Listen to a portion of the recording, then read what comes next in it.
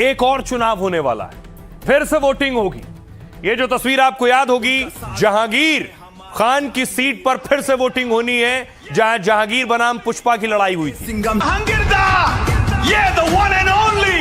अरे ए सिंगम जारा पुष्पा को देख जानता, उनका साथ खड़ा है हमारा जहांगीर दा, हमारा शान है। जो डर गया वो मर गया, और पुष्पा डरते नहीं, कभी नहीं। जो डार गया वो मार गया, और पुष्पा डरते नहीं।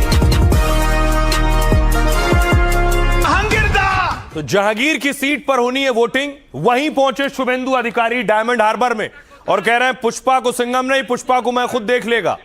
তথাকথিত পুষ্পা নাকি নাম, ও ডাকাতটা কোথায়? এই ভাইপোর জাহাঙ্গীরও ছিল। আমার উপরে ছেড়ে দিন, গুন্ডামি করতে দেব না, গুন্ডামি করতে দেব না। তথাকথিত পুষ্পা নাকি নাম, ও ডাকাতটা কোথায়? এই ভাইপোর জাহাঙ্গীরও ছিল। আমার উপরে ছেড়ে দিন, গুন্ডামি করতে দেব না, গুন্ডামি করতে দেব না। পুষ্পারাজ ঝুঁকেগা নেই। তথাকথিত পুষ্পা নাকি নাম, ও ডাকাতটা কোথায়? এই ভাইপোর জাহাঙ্গীরও ছিল। আমার উপরে ছেড়ে দিন।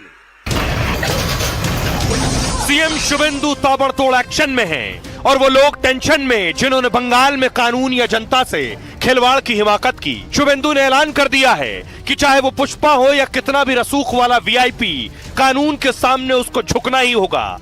आपका भी खाता खुलेगा, अभिषेक बनर्जी भी खाता खुलेगा, और बड़ा बड़ा जो टीएमसी का नेता है सबका खाता खुलेगा।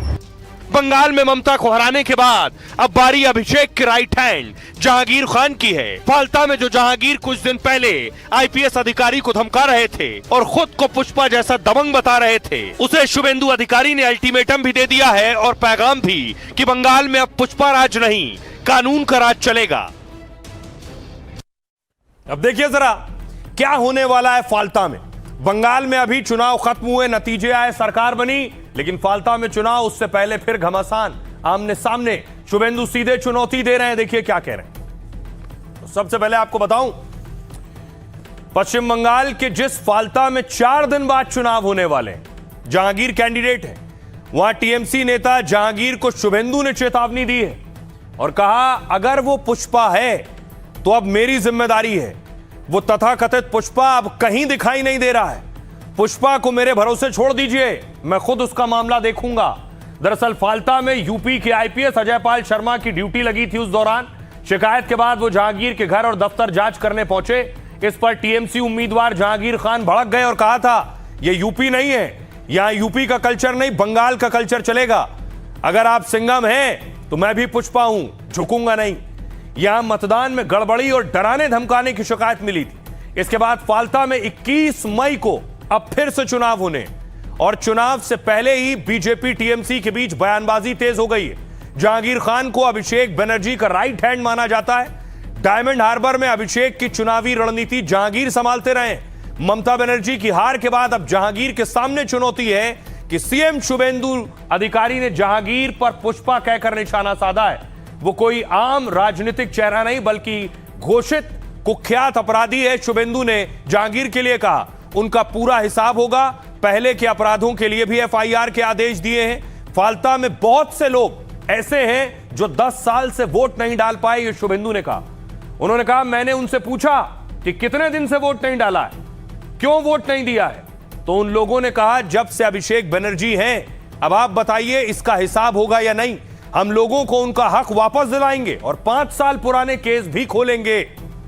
सुनिए जरा सीएम शुभेंदु अधिकारी क्या कह रहे हैं। तथाकथित पुष्पा नाकी नाम, वो डकैत पुष्पा या जो भी उसका नाम है कहाँ है? पुष्पा को मेरे भरोसे छोड़ दीजिए, मैं उससे निपट लूंगा। उसके खिलाफ दर्ज सभी शिकायतों पर कार्रवाई की जाएगी। मैं गुंडागर्दी बर्दाश्त नहीं करूंगा। आम चुनाव के दौरान जिनके खिलाफ आरोप लगे थे उनकी जांच की जाएगी और आवश्यक कार्रवाई की जाएगी। देखते पाया जाच्छे ना, फाल्ता में लंबे समय से राजनीतिक आतंकवाद और मतदान में बाधा डालने की राजनीति देखी गई है। জাতীয় মানবাধিকার कई लोगों ने कहा है कि वो इतने लंबे समय से मतदान नहीं कर पाए। क्या इसका हिसाब नहीं लिया जाएगा?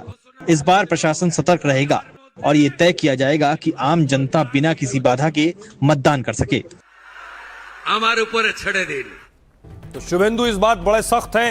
फाल्ता की सीट पर बड़ा कड़ा और दिलचस्प मुकाबला होगा। शुभेंदु अधिकारी देखिए पहुंचे पीए चंद्रनाथ रथ के घर और उन्हें श्रद्धांजलि दी है। उनके पीए की हत्या हो गई थी। नंदीग्राम देखते थे चंद्रनाथ रथ।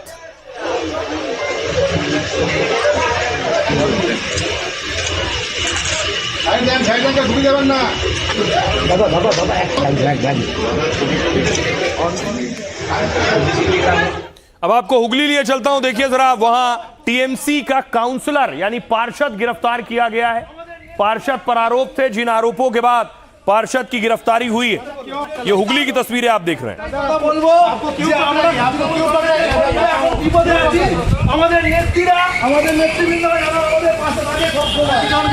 क्यों आपको पकड़ा है? क्यों अरेस्ट किया है? क्यों अरेस्ट किया है?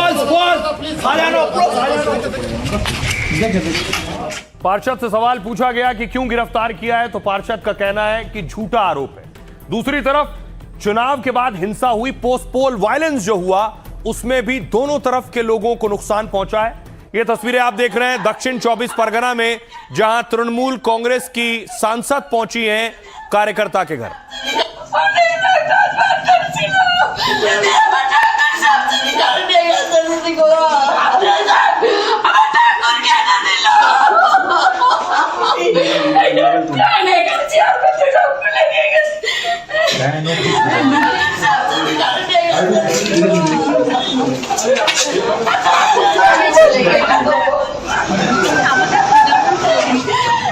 ये घर दरअसल चुनाव के बाद हिंसा का शिकार हुए थे। राज्यसभा सांसद सुष्मिता देव पहुंची हैं, टीएमसी की सांसद हैं, और इसके बाद टीएमसी के एक दफ्तर पर, ये तस्वीर देख रहे हैं, ये कटमनी में प्रदर्शन हो रहा है। टीएमसी के लीडर के घर पर यह प्रदर्शन हो रहा है। लोग प्रदर्शन कर रहे हैं, टीएमसी पर कटमनी का आरोप लगता है।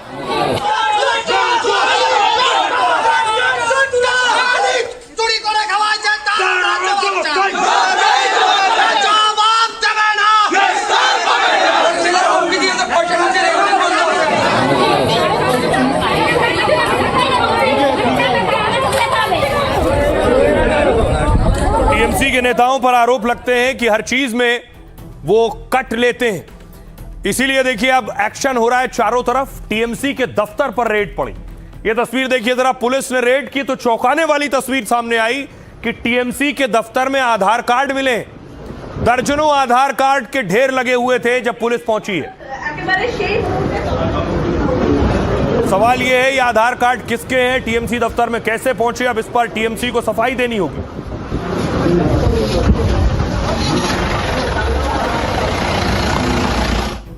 अब देखिए टीएमसी दफ्तर, उस पर रेड, वहां से निकले आधार कार्ड, और टीएमसी पर बीजेपी आरोप लगाती रही फर्जी वोटों का भी। बंगाल में ममता बनर्जी के एक बड़े दफ्तर पर छापेमारी हुई। कोलकाता के सॉल्ट लेक में पुलिस ने टीएमसी दफ्तर पर रेड की। टीएमसी दफ्तर का ताला खोला गया तो 100 से ज्यादा आधार कार्ड मिले, सैकड़ों राशन कार्ड और सरकारी जमीन के सौदे से जुड़े कागजात मिले। आरोप यह है कि टीएमसी दफ्तर से मिले आधार कार्ड इलाके के लोगों के ही हैं। आधार बनवाते वक्त ऐसे पते लिखवाए जाते कि कार्ड टीएमसी ऑफिस ही आए।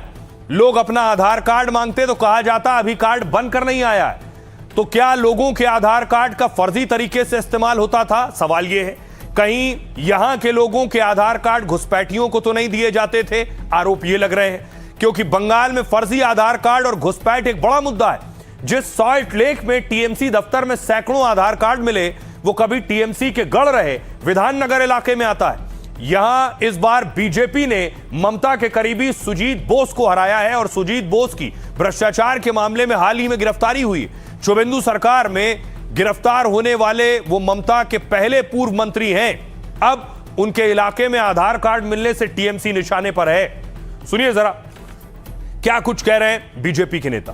अभी जब हमने खोला तो देखा कि 100 से ज्यादा आधार कार्ड फिर बहुत लोग यहाँ पे आए, वो लोग बोल रहे हैं कि हमारा आई कार्ड मतलब जो वोटर कार्ड वो भी इन लोगों के पास है, लेकिन वो हम लोगों को मिला नहीं है। अगर 4 तारीख को हम लोग के पार्टी ऑफिस को अगर ना बंद करते, ताला अगर हम ना लगाते, तो मतलब वो लोग लेके चले जाते। ममता बनर्जी को भी भारत के आईन के ऊपर नहीं है, आप भारतीय न्याय संहिता के ऊपर नहीं है।